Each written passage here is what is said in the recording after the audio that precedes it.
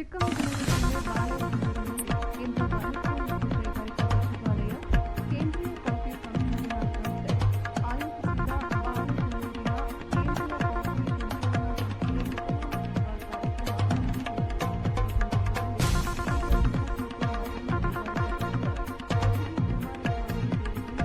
ಹಲವು ಗಣ್ಯರು ಉಪಸ್ಥಿತರಿದ್ದರು. ಈ ಸಂದರ್ಭದಲ್ಲಿ ಮಾತನಾಡಿದ ಎಚ್.ಡಿ. ಕುಮಾರಸ್ವಾಮಿ ಅವರು ಕಾಡು ಪ್ರಾಣಿಗಳಿಂದ ಬೆಳೆನಾಶ ತಡೆಯುವ ನಿಟ್ಟಿನಲ್ಲಿ ಅರಣ್ಯ ಇಲಾಖೆ ಜೊತೆ ಚರ್ಚಿಸಿ ಕೇಂದ್ರ ಸರ್ಕಾರದ ಮಟ್ಟದಲ್ಲಿ ಅಗತ್ಯ ಕ್ರಮ ಜರುಗಿಸಲಾಗುವುದು. ಇತ್ತೀಚೆಗೆ ವನ್ಯಜೀವಿ ಮತ್ತು ಮಾನವ ಸಂಘರ್ಷ ಹೆಚ್ಚಾಗುತ್ತಿದ್ದು, ಕಾಫಿ ಬೆಳೆಗಾರರು ತೋಟಗಳಿಗೆ ಹೋಗಲು ಭಯಪಡುತ್ತಿದ್ದಾರೆ. ರೈಲು ಹಳಿ ತಡೆಗೋಡೆ ಯೋಜನೆಗೆ ಮರುಚಾಲನೆ ನೀಡುವ ಮೂಲಕ ರೈತರ ಸುರಕ್ಷತೆಗೆ ಗಮನ ಹರಿಸಲಾಗುವುದು ಎಂದು ತಿಳಿಸಿದರು.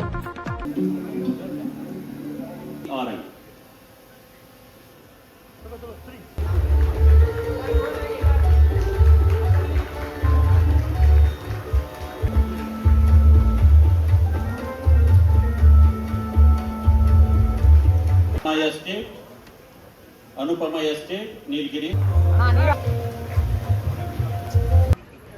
ASR ಡಿಸ್ಟ್ರಿಕ್ಟ್ ಆಂಧ್ರ ಪ್ರದೇಶದಿಂದ ಬಂದಿರುವವರು ಅಂತ ನಮ್ಮ ಡೈರೆಕ್ಟರ್ ರಿಸರ್ಚ್ ಡಾಕ್ಟರ್ ಸೆನ್ಸೆ. ಇಂಡಿಯನ್ ಕಾಫಿ ಬೆಳೆಯನ್ನು ಕೀಳಬೇಕು, ಕೆಲವು ಹವಾಗುಣದ ವೈಪರೀತ್ಯಗಳಲ್ಲಿ ಕಾಫಿ ಬೆಳೆ ನಿಮ್ಮ ಕೈಗೆ ದೊರಕತಕ್ಕಂಥದ್ದು ಹಲವಾರು ವಿಜ್ಞಾನಿಗಳು ಹಲವಾರು ರೀತಿಯ ಸಂಶೋಧನೆ ಮಾಡಿರ್ತಕ್ಕಂಥವರು ಈ ಸಭೆಯಲ್ಲಿ ಕಾಫಿ ಬೆಳೆಗಾರರ ಆರ್ಥಿಕ ಶಕ್ತಿಯನ್ನು ವೃದ್ಧಿ ಮಾಡಲಿಕ್ಕೆ ಮತ್ತು ಉತ್ತಮವಾದಂಥ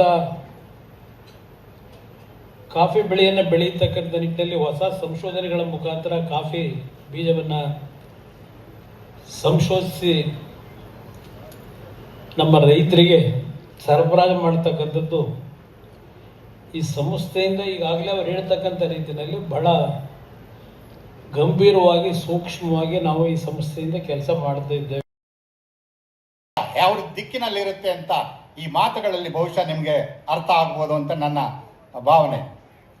ಒಂದು ತಿಳ್ಕೊಳ್ಳಿ, ಇಂತಹ ಕಾರ್ಯಕ್ರಮಗಳು ದೆಹಲಿ ಮಟ್ಟದಲ್ಲಿ ಆಗುತ್ತೆ. ದೆಹಲಿ ಮಟ್ಟದಲ್ಲಿ ಬಿಸ್ನೆಸ್ ಏನು ಮೋಟಿವೇಶನ್ ಇರುತ್ತೆ, ಬಿಸ್ನೆಸ್ ಅವಕಾಶಗಳಿರುತ್ತೆ, ಈ ಕಾರ್ಯಕ್ರಮಗಳು ಅಂತಲ್ಲಾಗತ್ತೆ.